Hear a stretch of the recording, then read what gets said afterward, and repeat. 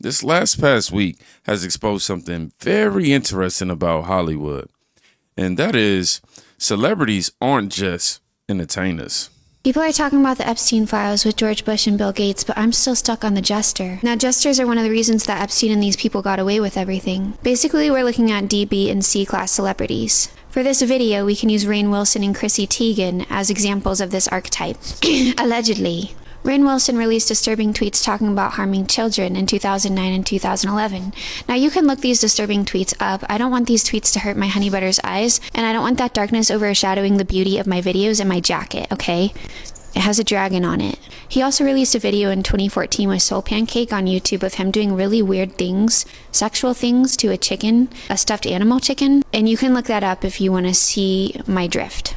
Chrissy Teigen is also known for having written really disturbing tweets about children, and you can look these up as well. They're awful. Here's how the court jester archetype works. The freedom we, the populace, give the jesters to be disturbing is the degree to which parasitic people believe they can continue to get away with their dark parasitic antics. What if on some level the human populace's degree of compliance with celebrities being weird is correlated to how dark and weird these parasitic people continue to be? Jesters were actually used for psychological warfare. According to Wikipedia, the jesters would ride in front of troops to mock and distract the enemy. Jesters are tools, barometers, for measuring public opinion and outrage.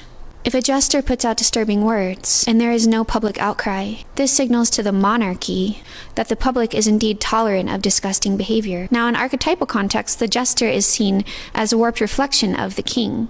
You'll notice his hat mimics the royal crown, and his scepter mirrors the scepter of the monarch. He is simply an archetypal outlet for the monarch to tell the public the truth about what the monarch really is. And have you noticed that Hollywood comedians are often overly perverse? His entire job consisted of saying, "Take a look at this," which is what he used to say to Mary-Kate Olsen in her dressing room. Bob. What if they are there to test the waters? How disturbing can these actors bend reality into being, to warp the minds of the populace to think that disturbing words are normal? But the wild thing about humans today is many people still think actors are just actors. They believe the idea that actors are contributing some sort of message to humankind, which is what actors were originally intended to do, is crazy. 15 years ago, little love, when Epstein Island was in operation, we had these celebrities tweeting extremely dark tweets. Most people just wanted to laugh and close their eyes. When people wish to be complacent, dissociated from the evils in front of them, this just symbolizes to the monarchy a degree of public consent. And keep in mind, cutie pie, that jesters can actually come in political form too. Epstein was cool. There, I said it. Jeff Epstein, not a pedophile. Pedo thing, it's like, they're really pedophilia. As long as they're funny and entertaining and a little bit obscure, they could always be a jester. I know what you're thinking. Could I be a jester too? Of course I could be. You should be weary of me and anyone you see on a screen, because that means you're thinking. I know that's right. Now, that jester framework is really interesting, not because you have to agree with it, but because it gives you a lens. Historically, jesters push boundaries through humor. I had to do some research on what jesters was this morning. They said the outrageous things others couldn't say. They'd the modern day comedians, I guess. Now, translate that to modern celebrity culture, shock content, edgy commentary, outrage cycles, viral attention, all that wrapped up. Whether intentional or not, celebrities often end up testing public tolerance levels. And here's the key transition. If cultural boundaries are being stretched at the top, what happens when political messaging gets layered into entertainment? Which brings us to here. Sure, I can explain it again. So I was told that no one is illegal on a stolen land. In this case, the US. And I would like to live in the US. So I'm basically calling to make sure that when I cross the border, I don't get in trouble. Billie Eilish told me I could. Billie Eilish? I understand. I looked her up actually. She lives in a mansion that she owns in Glendale, California. So I figured if I can cross the border, I can get to her mansion and settle there for a while, at least until I get on my feet. Because the mansion itself is on a stolen land, and she said no one is illegal on it. Well, that's a good point. I can't get in because she has a wall around her mansion. Wait, a wall to keep people out of her stolen land. But she said no one is illegal on it. Well, I'm sorry for wasting your time. I think I just handed my brain to an out-of-touch retard. Ah! Yes, a lot of those in Hollywood. Satire hits differently. Definitely hits differently, man, because it forces logic to do just that. Be broadcasted right there for everybody to see. He took a slogan, applied it literally, and showed where theory and reality collide. I'm so happy he did this. This is why celebrity messaging creates backlash, because audiences aren't just consuming emotion, they're evaluating consistency. And once hypocrisy enters the conversation, the internet, they don't let go. Which leads us directly to... No one is illegal on stolen land.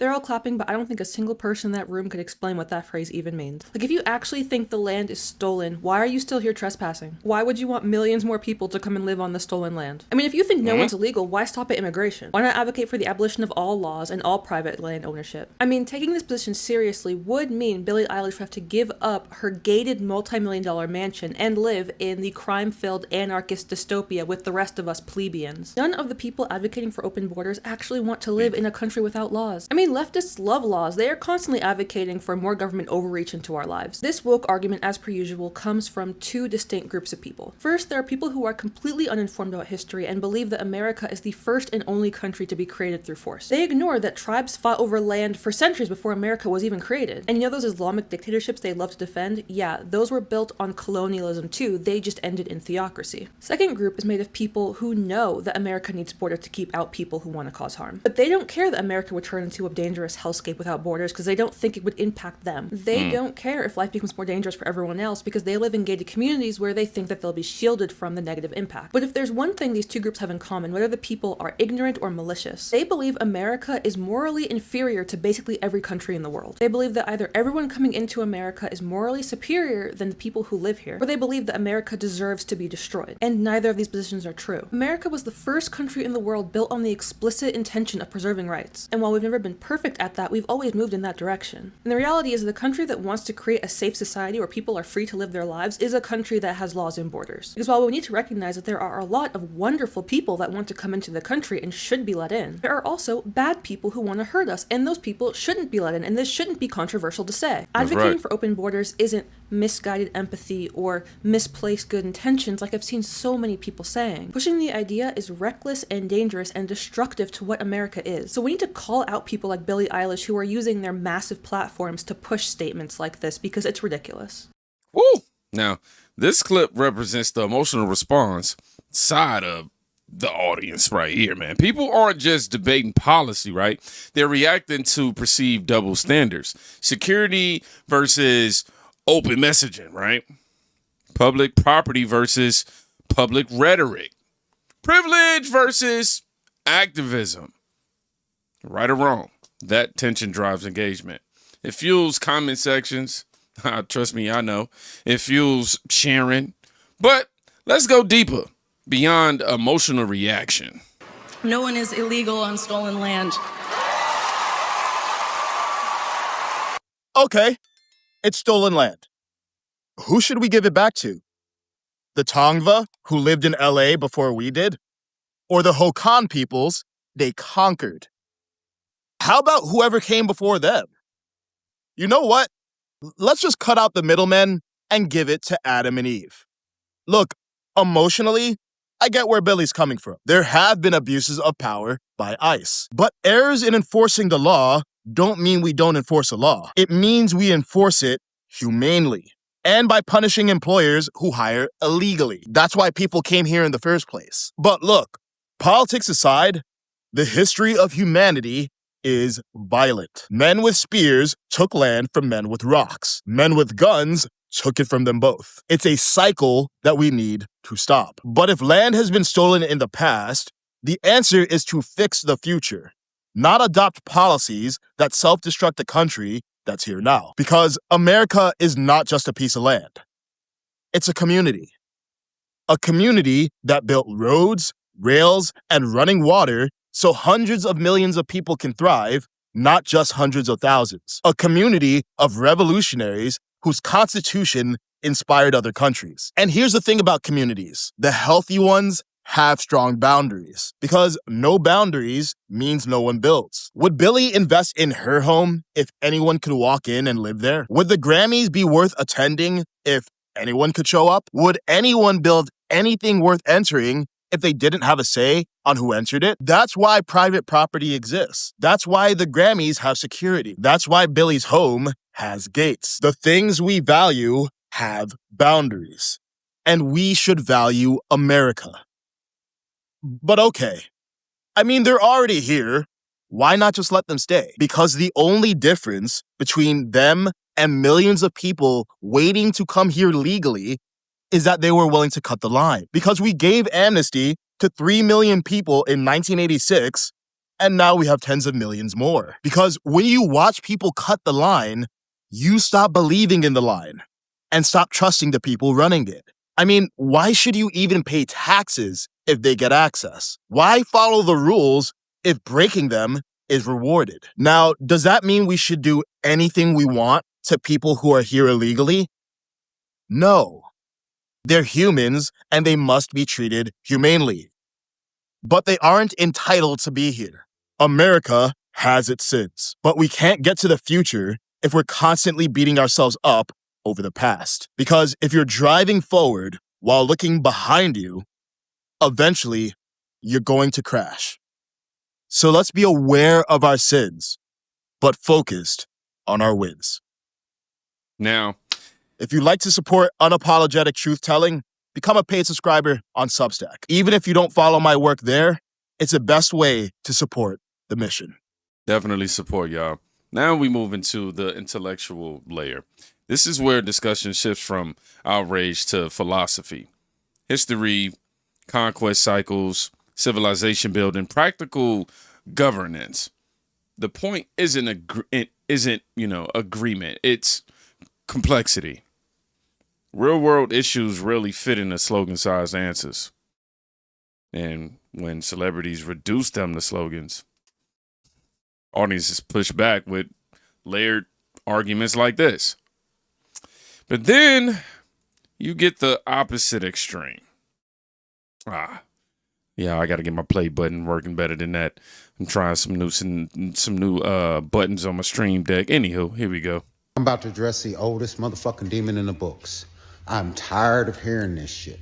I opened up the motherfucking social media this morning, and the first thing I see is how can people that live on stolen land be upset about immigration?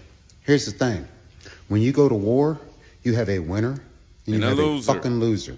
Everybody always wants to complain about the losers. You lost. Shut the fuck up. If you were the winner, you would have all of Texas. The Indians would still be running shit.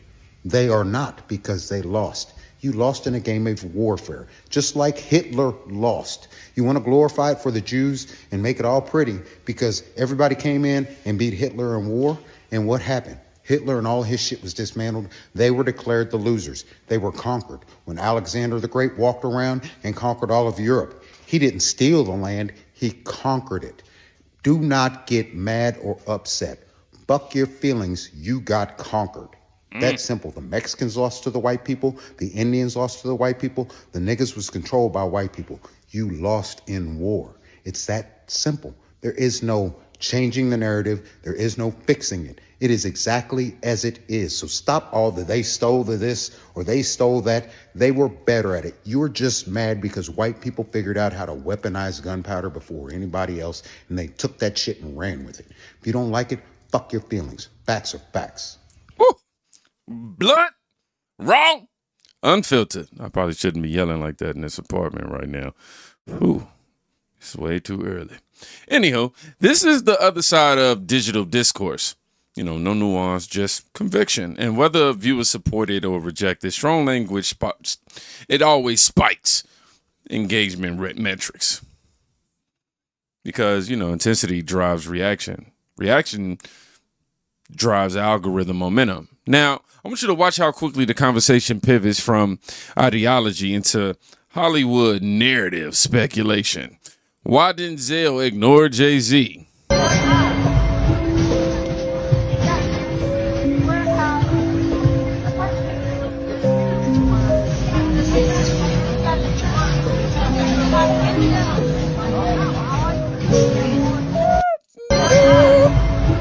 All right, so we got this popping up. It says, it all makes sense now why Denzel Washington ignored Jay-Z. This is where the internet storytelling kicks in. A crop clip, a dramatic caption, cultural scandal backdrop. Suddenly, somewhat of a normal moment becomes evidence. Now, I ain't sitting here advocating, saying he innocent or not, but this doesn't mean the narrative is true, but it shows how fast perception forms, and perception spreads faster than verification, I can tell you that. Which sets up for the next escalation. Boom! Beyonce. Here we see rumor economics in motion. Big names, big scandals, big numbers. Even when claims aren't substantiated, attention still follows. This says Beyonce has lost 10 million followers after Jay-Z was mentioned in the Epstein files. Y'all know attention is the online currency. Clicks, views, engagement, reach. Truth and virality don't always travel together, but virality almost always wins the race. Which leads us to the final perspective. Well, I know her agents are going out of their minds. I mean, it's the first lesson 101 for celebrity. As you rise up, whether you're a film star, music star, or whatever, shut your mouth and just entertain. Mr. Wonderful, great to have you on this afternoon. Thank you for joining us. Appreciate it. We'll see if any good does come of this. Maybe the Tongva tribe will get a nice house with a swimming pool. We'll see. Thank you. Now, this clip represents a long-standing debate. Should entertainers stay entertainers, or is cultural influence inseparable from politics once you reach global platforms? Now, there's no universal answer, but the reaction cycle is predictable. Celebrity speaks, audience divides, media amplifies, internet escalates, and we repeat. And when you line all these clips together, this isn't really about one speech or one rumor or one reaction. It's about influence. Who shapes narratives, who challenges them, who spreads them, and how quickly perception becomes reality online. Hollywood doesn't just produce entertainment anymore. It produces signals. And the public decides whether to accept, reject, or dissect them all. I like the way I was able to make that rhyme. And right now, people are dissecting everything. So, y'all know this week we've been all about patterns. That's what we're going to continue to follow, just patterns this week.